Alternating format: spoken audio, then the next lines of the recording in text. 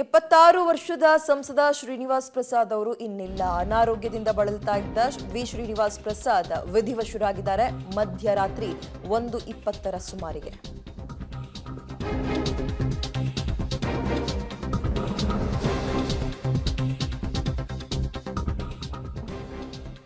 ಮೈಸೂರಿನ ಜಯಲಕ್ಷ್ಮೀಪುರಂ ನಿವಾಸದಲ್ಲಿ ಇದೀಗ ಅಂತಿಮ ದರ್ಶನಕ್ಕೆ ವ್ಯವಸ್ಥೆ ಕೂಡ ಮಾಡಲಾಗಿದೆ. ಸಂಜೆ 6:30ಕ್ಕೆ ಅಂತಿಮ ದರ್ಶನವನ್ನ ಸಿಎಂ ಸಿದ್ದರಾಮಯ್ಯ ಅವರು ಕೂಡ ಹೋಗಿ ಪಡಿತಾರೆ.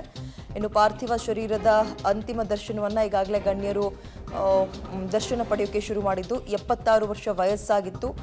ಕೊನೆ ಉಸಿರಿನವರೆಗೂ ಕೂಡ ರಾಜಕೀಯದಲ್ಲಿ ಆಕ್ಟಿವ್ ಆಗಿದ್ರು. 50 ವರ್ಷ ಪೂರೈಸಿದ ಹಿನ್ನೆಲೆಯಲ್ಲಿ ಸುವರ್ಣ ಸಂಭ್ರಮಾಚರಣೆಯನ್ನು ಕೂಡ ನಡೆಸಿ ರಾಜಕೀಯ ನಿವೃತ್ತಿಯನ್ನ ಘೋಷಣೆ ಮಾಡಿದ್ರು ಶ್ರೀನಿವಾಸ್ ಪ್ರಸಾದ್ ಅವರು.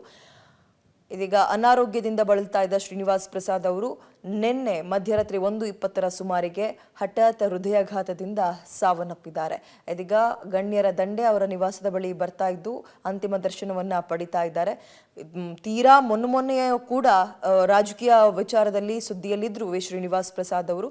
ಬಿಜೆಪಿ ಸೇರಿದಂತೆ ಕಾಂಗ್ರೆಸ್ ನಾಯಕರು ಕೂಡ ಅವರ ಮನೆ ಬಾಗಿಲು ಹೋಗಿ ಅಂದ್ರೆ ಅವರ ಮನೆಗೆ ಹೋಗಿ ಶ್ರೀನಿವಾಸ್ ಪ್ರಸಾದ್ ಅವರ ಆರೋಗ್ಯ ಕೇಳುವ ನೆಪದಲ್ಲಿ ಅವ್ರನ್ನ ವಾಪಸ್ ರಾಜ್ಯಕ್ಕೆ ಕರೆತರುವಂತಹ ವಿಚಾರಗಳು ಕೂಡ ಚರ್ಚೆಯಾಗಿತ್ತು. ರಾಜಕೀಯದಲ್ಲಿ ಚರ್ಚೆಯಾಗಿ ಒಂದು ಆಕ್ಟಿವ್ ಆಗಿರುವಂತಹ ಚರ್ಚೆಗಳು ಕೂಡ ಆಗ್ತಾ ಇತ್ತು. ಇದರ ನಡುವಲ್ಲೇ ತೀವ್ರ ಹಠಾತ್ ಹೃದಯಾಘಾತದಿಂದ ನಿನ್ನೆ ಮಧ್ಯರಾತ್ರಿ 1:20 ಸುಮಾರಿಗೆ ಶ್ರೀನಿವಾಸ್ ಪ್ರಸಾದ್ ಅವರು ಮೃತಪಟ್ಟಿದ್ದಾರೆ.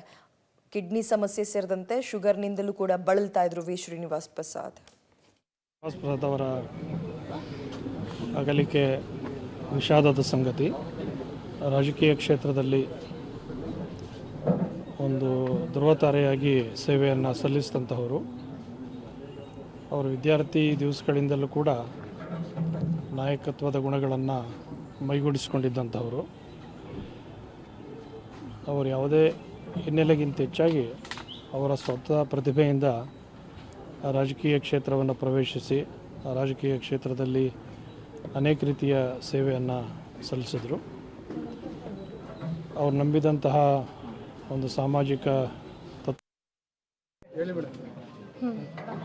ಈಗ ನಾವು ಮನೆಯವ್ರ ಜೊತೆ ಎಲ್ಲ ಕೂತು ಮಾತಾಡಿ ಒಂದು ನಿರ್ಧಾರ ಏನು ಮಾಡಿದ್ದೀವಿ ಅಂತ ಹೇಳಿದ್ರೆ, 1 ಗಂಟೆ ತನಕ ಇಲ್ಲಿ ಮನೆಯಲ್ಲೇ ನಮ್ಮ ನಿವಾಸದಲ್ಲೇ ವೀಕ್ಷಣೆಗೆ ಇಟ್ಟು 1 ಗಂಟೆಯ ನಂತರ NTM ಸ್ಕೂಲ್ ಅಂತ ನಾನು ಏನು ಹೇಳಿದ್ನೋ ಆ ಸ್ಕೂಲಿಗೆ ಅಂತಿಮ ನಮನಕ್ಕಾಗಿ ಅಲ್ಲಿ ಶಿಫ್ಟ್ ಮಾಡ್ತೀವಿ. ಮತ್ತು ನಾಳೆ ಅಂತ್ಯಕ್ರಿಯೆ ಮಾಡಬೇಕು ಅಂತ ನಿರ್ಧಾರ ಮಾಡಿರೋದು. ಇವತ್ತು ಪೂರ್ತಿ NTM ಸ್ಕೂಲ್ನಲ್ಲೇ ಇರಿಸಿ ರಾತ್ರಿ ಇಡೀ ವೀಕ್ಷಣೆಗೆ ಅಲ್ಲಿ ಇಟ್ಟಿರ್ತೀವಿ. ಅಂತಿಮ ನಮನಗಳನ್ನು ಎಲ್ಲರೂ ಬಂದು ಸಲ್ಲಿಸ್ಬೋದು. ಯಾಕಂದರೆ ಚಾಮರಾಜನಗರದಿಂದ ಬರೋರು, ಕಾನ್ಸ್ಟಿಟ್ಯೂನ್ಸಿಯಿಂದ ಭಾಳಷ್ಟು ಜನ ಬರೋರಿದ್ದಾರೆ. ಇನ್ನೂ ಅವರ ಅನುಕೂಲಕ್ಕಾಗಿ ನಾವು ಅಲ್ಲಿ ಆ ಜಾಗನ ನಿರ್ಧಾರ ಮಾಡಿದ್ದೀವಿ, ಬಂದು ಅವರನ್ನು ಅಂತಿಮ ನಮನಗಳನ್ನು ಕೊಡಲಿ ಅಂತ. ಮತ್ತು ಬೆಳಿಗ್ಗೆ 10 ಗಂಟೆಗೆ ಅಲ್ಲಿ ಒಂದು ಸ್ಮಾಲ್ ಪ್ರೊಸೆಷನ್ ಇರುತ್ತೆ ಅಶೋಕಪುರಂ ಅಲ್ಲೇ, ಅವ್ರ ಹುಟ್ಟೂರು. ಅದಕ್ಕೆ ಅಲ್ಲೇ ಒಂದು ಸ್ಮಾಲ್ ಪ್ರೊಸೆಷನ್ ಮಾಡಿ ನಂತರ ಅವ್ರದ್ದು ಒಂದು ಟ್ರಸ್ಟ್ ಏನಿದೆಯೋ, doctor BR Ambedkar educational and cultural trust ಅನ್ನೋದು ಏನಿದೆಯೋ ಮಾನಂದವಾಡಿ ರಸ್ತೆ ಸಿಲ್ಕ್ ಫ್ಯಾಕ್ಟ್ರಿ ಎದುರುಗಡೆ ಬೇಸ್ ಕಾಲೇಜ್ ಪಕ್ಕದಲ್ಲಿ ಅಲ್ಲಿ ಅವರ ಅಂತಿಮ ಕ್ರಿಯೆ ನಡೆಯಲಿದೆ.